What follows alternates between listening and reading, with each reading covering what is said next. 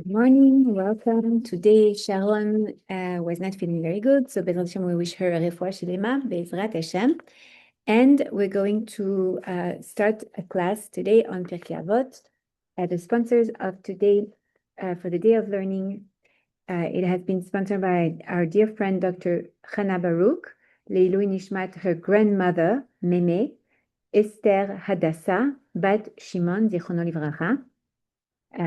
Esther Hadassah. We're going to speak about Esther and Hadassah, which is the same person in our class after at 12. So Bezrat Hashem, stay with us for that. And we also have the lunch sponsored by, do you know who the lunch is sponsored by? Because here I don't have that information.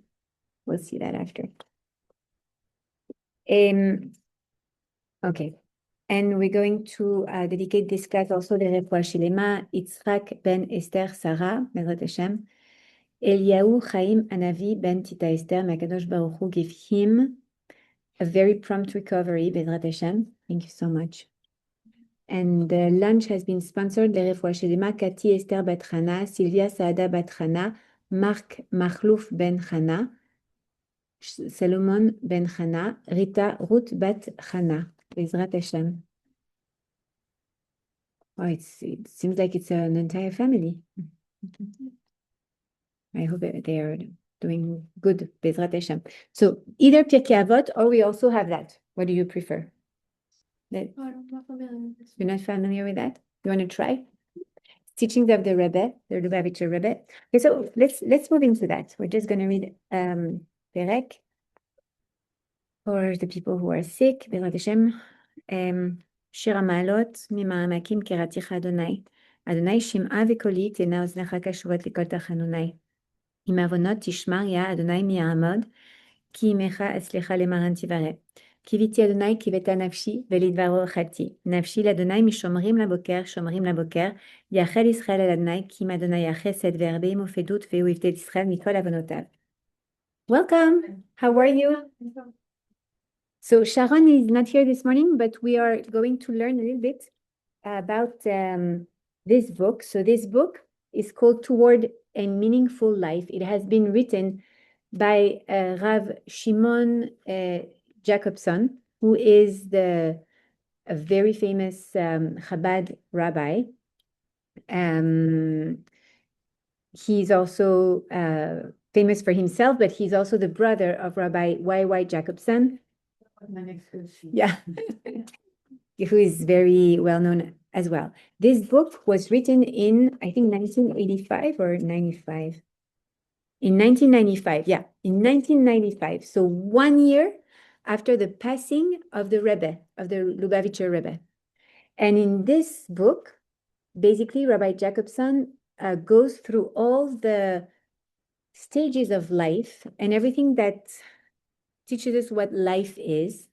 And he condensed many teachings of the Rebbe and of Chassidut into different chapters. So, for instance, there's a large chapter on man. It explains what the body and soul is, the birth, the childhood, the education, youth, marriage, love, intimacy, etc. Then there's this chapter on God, getting to know God, faith and reason, unity, etc., etc. And there's a chapter on society, the responsibility, the government, the leadership, etc.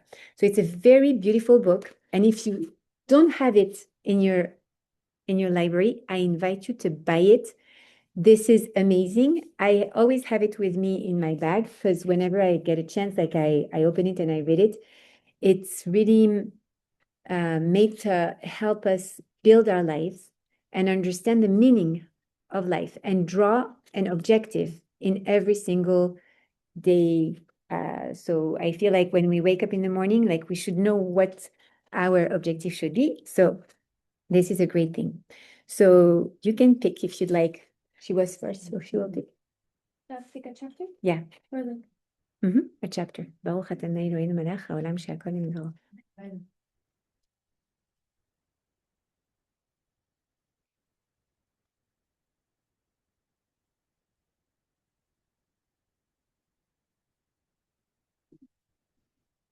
I guess either the first one, which is body and soul, or home and family. Sure, sure. So we'll start maybe with body and soul. And so in this chapter, we're going to understand one person and two worlds. So these are concepts that you have seen with Margie in the Tanya, but here it's approached in a very condensed way because the idea is to gather everything in one chapter, so more or less in 4 or 5 pages. But it's very interesting to learn from it because it gives us like a very broad picture of what is a soul, what is a body, what is the journey of a soul inside of a body, and it opens up that book telling us, okay, you come in this world with a mission. So let's see what it says. You want to read a little bit? Yeah. Can I turn the video towards you, or you don't feel comfortable? Whatever you feel. Okay. No, that's fine. You can. That's fine. Yeah. Okay. It's reserved usually to people from the Midrash. Yeah, no problem. Okay. So body and soul, one person, two worlds. And then there's a quote: "The human spirit ascends on high. The spirit of the beast descends down into the earth. Man can never be happy if he does not nourish his soul as he does his body." The Rebbe. Okay, and then it reads: "A man visiting the Rebbe complained of a lack of meaningfulness in his life. Yes, he had a successful career and healthy family, but at the end of the day, he felt lonely and empty. Do you ever devote time to your soul?" the Rebbe asked him. "How can I have time for my soul when I am so consumed with work and family?" "There is an old saying," the Rebbe replied, "that when two people meet, it is two souls against one body. Because bodies are self-centered by nature, they cannot join forces. Each pursues its own physical needs. Souls, however, are selfless by nature. So when two people join forces, their souls converge. May suggest that you and I resolve here and now to designate a time each day to study and pray and to do an additional good deed. This will nourish your soul and give focus and meaning to all you do rather than you're being controlled by the random forces of your life." Beautiful. So we are opening this book. This book is here to translate the meaning of Torah. The Torah was given to us as a guideline on how to live our life. It has different levels of understanding, right? 5 levels of understanding, right? But the truth is that when you read the Pshat, which is like the most basic, you feel like you're reading a story. And that is a beautiful story that already teaches us a lot on many levels, on midot, on how to build a mishkan, on how to live, on how to treat others. There's many laws in this story, but then there are other levels of understanding that will teach different type of meanings up to the sod, and the sod is the secret. So that's the hidden part that we will speak a little bit about that in the class on Purim later on, because the secret comes out on Purim. That's one of the that is one of the revelation of Purim. But anyways, the Torah was given to us as a guideline to live a meaningful life, because we come with an individual mission that comes inscribed inside of a collective mission, that of Am Yisrael. And the Torah is basically like, it was given to us. Do you accept this mission? Have you ever seen that movie, watched that movie, Mission Impossible? No? Do you know about it? I don't know why, but Basically, Mission Impossible with I don't know his name. Cruise. Tom Cruise. Thank you so much. Anyways, at one point, it's a very, very old movie. The story is very old. The series on the TV when I was a little girl, I remember like it was like it's a special agent that works for the CIA or whatever it is, and the chief of the CIA comes towards that agent at each episode, and he says, "This is your mission. Do you accept it?" And then it goes dun, dun, dun, dun, dun, dun, dun, dun, dun, dun, and yes, he accepts it, and he will save the world. Okay, basically, it's a very lehavdil. It's very different. But when Hakadosh Baruch Hu came to us on Har Sinai, he told us, "This is the mission. Will you accept it?" This is what I invite you to do. And basically, we said, yes, we will do. Naaseh v'nishma. Yes, we will do. And then we will understand. We will do first. We will do whatever you tell us to do. And then we will understand, because we will learn. We will learn your Torah, and we will understand what you want from us. It's like when someone asks you for a favor, you're not like, oh, what is it? You'll be like, yeah, sure. What's the favor? You know what I mean? Exactly. I don't know, But it's like- yeah, You don't really like think of it because you're just It's like, I'll do the favor for you, and then you ask what is the especially favor? because you love that person. Exactly. Har Sinai, we say that was the marriage of Hashem and Am Israel. So the truth is that it's the moment when you love him so much and he loves you so much, you would do anything for him. Yes, I will do. And then I will see how to understand what you ask me to do. But basically, we come into this world with a mission, individual and collective. And the Torah is here to teach us that mission. It's just that we don't really understand it like that at first, but this is exactly why the Torah was given to the Jews, to teach them how to become the people they need to become in order to lead humanity into this objective that Hashem has for them, for us all, okay? And therefore, we need to understand how it works. And how it works is that when Hashem created this world, he created the physical world that we live in, right? The physical world that we see, that we experience, where we can act. And he created also something that we don't see. It's a spiritual world that we don't see. But today, Baruch Hashem, even though we are disconnected from many things, we believe in this non-visible world. How do we do that? How do we know we believe in this non-physical world? I'm going to give you an example. We all have that phone, right? A phone. Basically, if I were to show it to my great-grandfather, who was not born in a time where there was iPhones or anything like that, what would he see? He would see like a box. So there's a physical box and another physical box.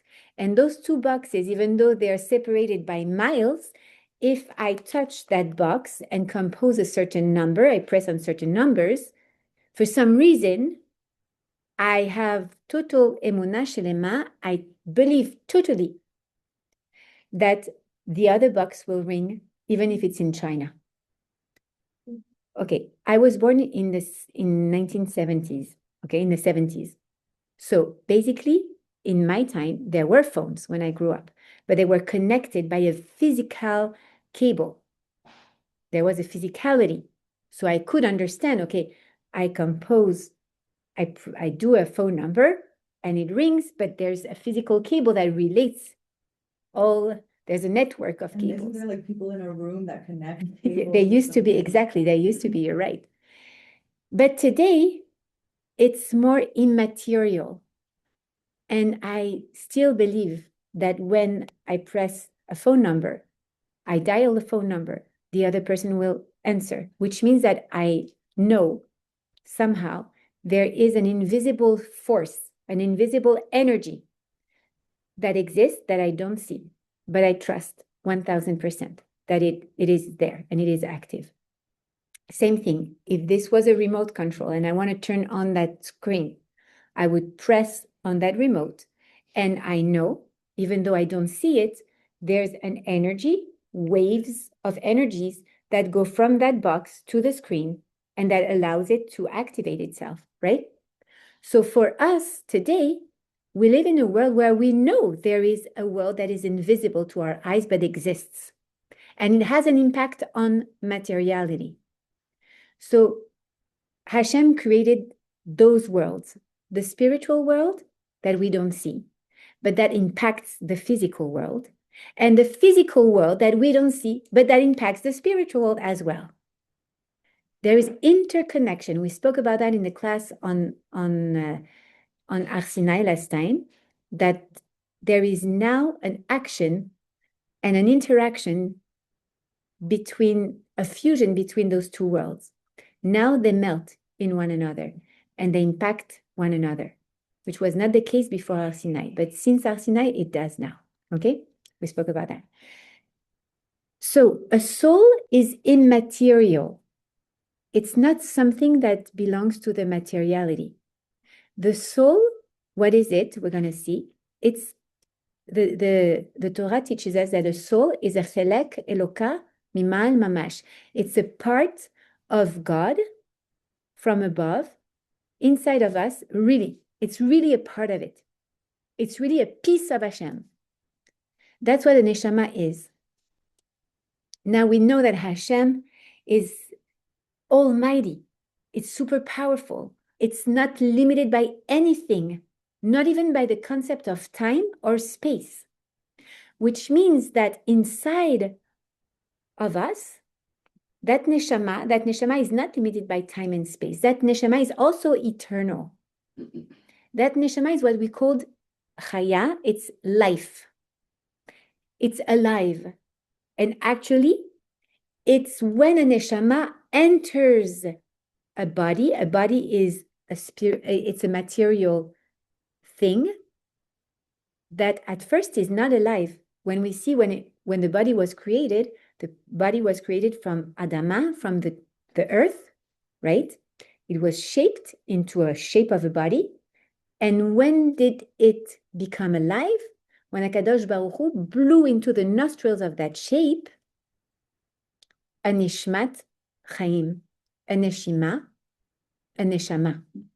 And one thing that is very important, the neshama, how do we know that it's really a part of Hashem? And how do we know that it's the life force of Hashem? Because it comes from the breath. And when Hashem created the world, he created the world with speech. He spoke and the world started to exist, right?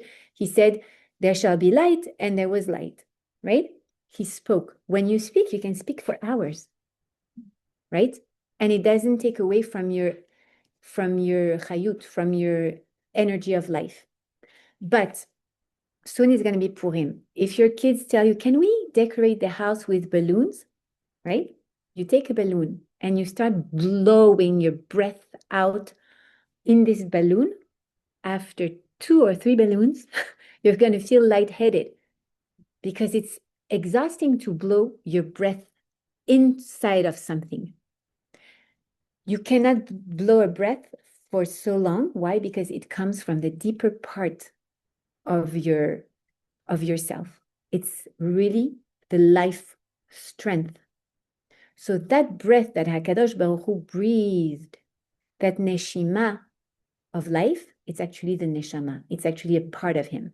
Therefore, it's very important to understand the neshama is alive. It's eternal. It's not limited by time. And it doesn't exist in space either, really, until it connects with that body. And that's called an incarnation in English. Why? Because carne means basar. So it's the meat, the body, the flesh, right? And so the neshama is breathed, is insufflated, blown into the nostrils, and it comes and it stays inside of that vessel that is the body. The body is the vessel that allows the neshama to act in this world, right? Just like if you want the remote control to work, you're going to have to put inside of the battery, which gives life, which gives energy. The energy that is necessary for that remote to work, because you can have a remote, and if it's not charged or if it's not with battery, it will never act. So a body without a soul cannot act. When does the body comes alive? When the soul enters the body. That's when life comes. And when does life goes out for that body? When does the body is not alive? When the neshama goes out of the body with the last breath. When a person gives his last breath, the neshama goes out and never comes in again. And therefore, the body is left with no life because the life is the neshama. Okay? So it's important to understand that. It's also important because here he mentioned something. He mentioned that the spirit of the beast descends down in the earth. Okay, it's interesting why the spirit of the beast. There is a double side of the neshama. The neshama is built in 5 levels, which is nefesh, ruach, neshama, chaya, yechida. Okay? Chaya and yechida are parts of the neshama, or what we call the soul, right? That hover outside of the body. Okay? But then the neshama, the ruach, and the nefesh are inside of the body. We're going to take an example. We mentioned that the soul enters the body because Hashem blows into that body, into that vessel, right? So the Rabbi Shneor Zalman Gileadi, from Liadi, the Alter Rebbe, he takes a beautiful parable. He takes the parable of a glass blower. I don't know if you have ever seen that. I was living in Italy when I was younger, so I would go sometimes to Venice, and in Venice you have an island called Murano, and in Murano you see the glass blower. They take some melted sand, it's melted glass that is very, very, very hot. They put like a pipe inside, and then they're going to blow inside of that pipe, and the glass is going to expand and create a shape, whatever they want to create. They're very good with that. And so the Alter Rebbe takes that example. He said, when Hashem blows the neshama, so first you have the neshama, which is really the neshima, that breath. So this comes from Hashem himself, right? But then it is blown into that pipe that comes and goes, that is that vessel for the neshama to go inside of the body, right? This is called the ruach. So it's that part of the neshama that is in connection between Hashem and the body. Okay? And then once the neshama goes inside of that body, it's called a nefesh, because why? This is where it sits. This is where it dwells. And that part of the neshama, the nefesh, is very connected to the body because it is where the neshama sits. So it's very connected, and that's the part of the soul that is the more aware, let's say, of the physical needs of the body. We are not just a spiritual being. We live inside of a body, right? And therefore we have needs. We need what do we need to survive? Food, water. Physical. We have even emotional needs. We need to feel loved. We need to exist, to feel that we exist in the eyes of those we love. Mm-hmm. We need to be appreciated. We need to work. We need to exercise. We need to feel good. We don't like discomfort. There's so many physical needs. So the nefesh is managing those needs. It reminds the rest of the soul, listen, like we have to deal with that. And in the Tanya, it's called the animal soul. This is the part of the soul that is the most connected to our animal needs, which means like the survival needs, what we really need, okay, physically to exist. What does that body really needs in order to feel okay, right? The ruach is a little bit more disconnected from those needs, and the neshama is pure. And if we think about like the chaya and the yechida, chaya is even more elevated, and yechida is that point that is directly connected with HaKadosh Baruch Hu, that is never, ever spoiled by any sin that we do. You know, we say that there's a, I don't know if we say that in English, but in French and I think in Spanish we say that also, those Jews of Yom Kippur. Have you ever heard about like the Jews of Yom Kippur or the Jews, the Yehudim of Yom Kippur? They only show up on Yom Kippur. Why? Because that day there is no Yetzer Hara. And the Yechidah inside of them is crying for connection with God. So they feel, even if the entire year the rest of their neshama is disconnected because they didn't keep kosher, they didn't keep Shabbat, they didn't keep anything. They were so far away from their Jewish identity, from their Jewish life, from their purpose. But Yom Kippur, wow, that part has never been spoiled, has never been manchada, ¿cómo se dice? Stained, and therefore it's so pure that it desires to connect with Hashem. And that day they go to the shul, to hear the Kol Nidre, to hear the shofar, whatever it is. But because their soul is still so connected to God. So here we see that the body and the soul work together. The soul needs the body to act in this world, but the soul has a mission. The body is just the vessel. The soul is like the hand that cannot touch the hot plate. You need a glove in order to act in this world. But it's the soul that is going to animate that body. The soul has that mission. The body is just the way, like the mean to accomplish this mission in this world. Okay. Do you have any question on that?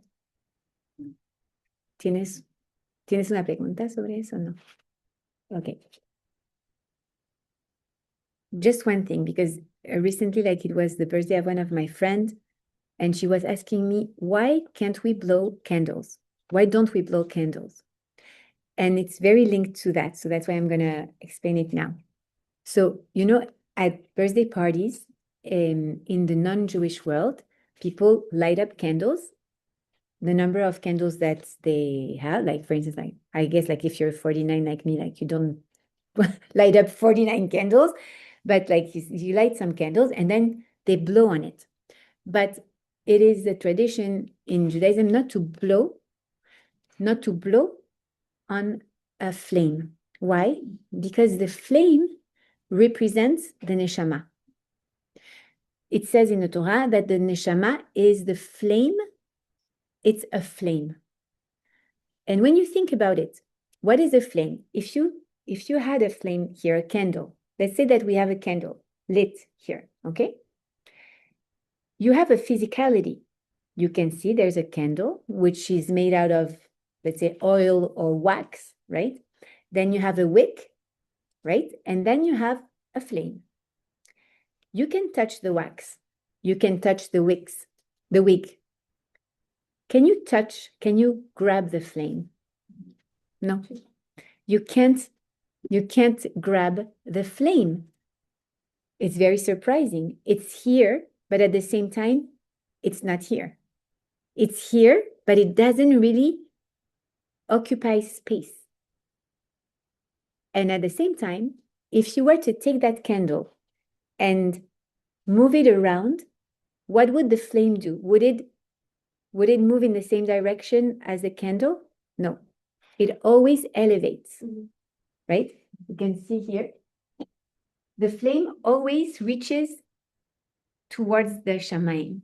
Why? Because the neshama always wants to connect to HaKadosh Baruch Hu. And the same way, the flame is just an example, it's just a parable of what is our neshama inside of that body.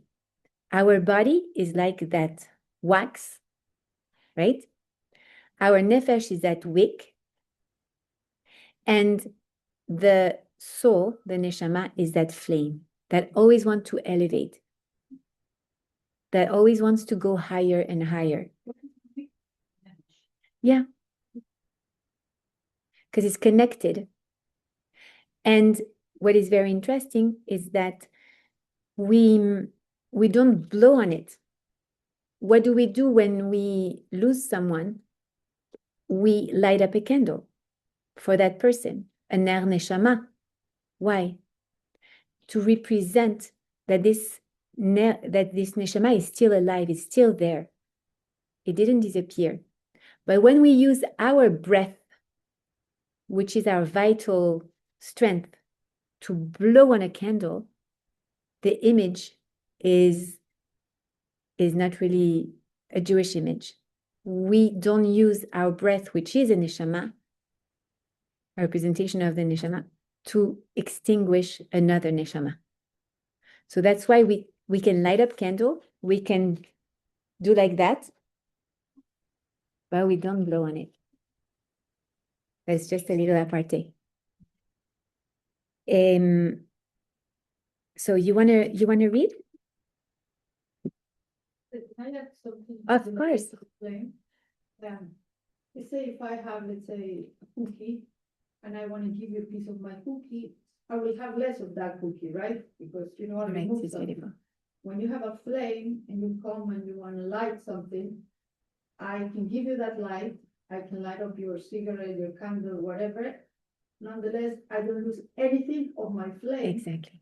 Because this is, you know, something, like you say, intangible, powerful, and that is always able to light up It's anything true. with the analogy of the neshama. So you're lighting us, you're, you know, putting We're sharing that the fire. light. Exactly. It's so beautiful. That's actually the purpose of Le'alot. When we created Le'alot, the idea was to share the light of Torah, to share that flame of Torah. And you never lose yourself. You never lose what you have. You just even increase it, because by sharing the light, you get more light. And when I share my light of the light of Torah with you, and you shine it back on me, then not only like I have now another perspective. For instance, like you just brought back a beautiful teaching on the flame, and this gives more light. This enables our light to reinforce itself. So thank you so much. That's exactly what we are here for. And the idea is to learn here at the Midrasha and then to share the light with others, because that's what we are here for. That's part of our mission, to be an or lagoim, also, not only with our own people, but even to the world, to light the world. It's really something special for us. So is it better like to never blow a light, like a candle, like in anything?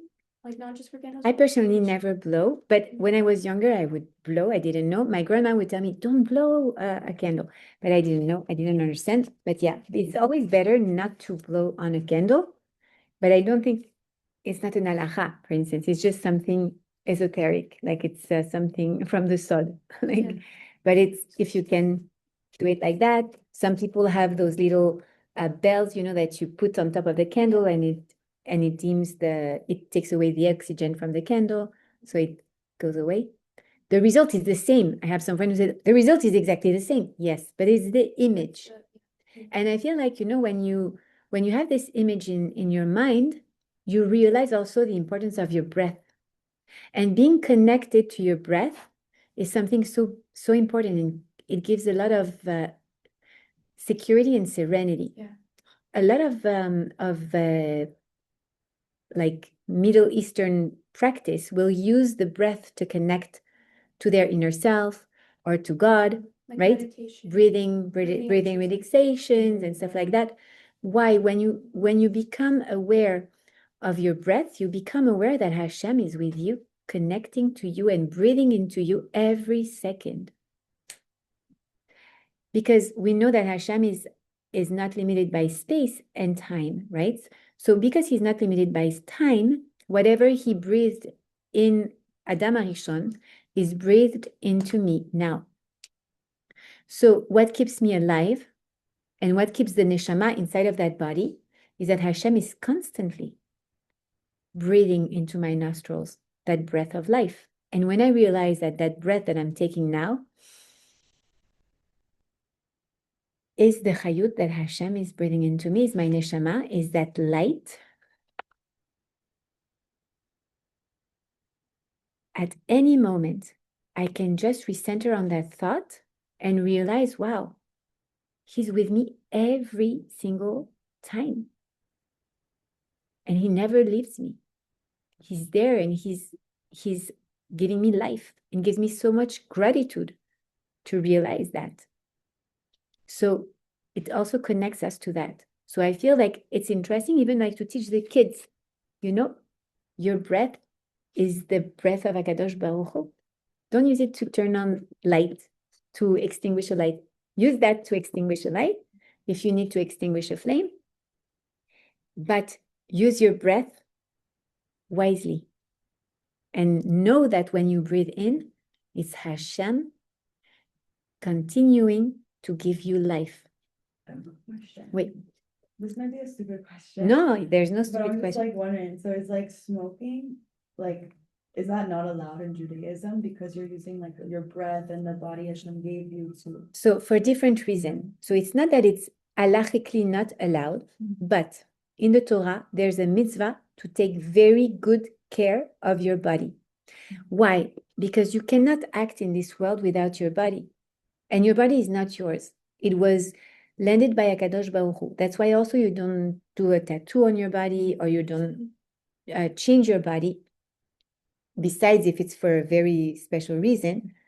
But why? Because this body belongs to Hashem. And the same way, if I give you, for instance, I tell you, okay, Estrella, you need the car, I'm gonna lend you my car for a few days. You're not gonna change it and give me back my car with all, even if you're such a good artist, you're not gonna decorate my car and give me back my car in a different way. I expect you to give me back my car in the same way. So you have to take good care of it. If the car needs gas, you're gonna put some gas inside. So you're gonna nourish your body.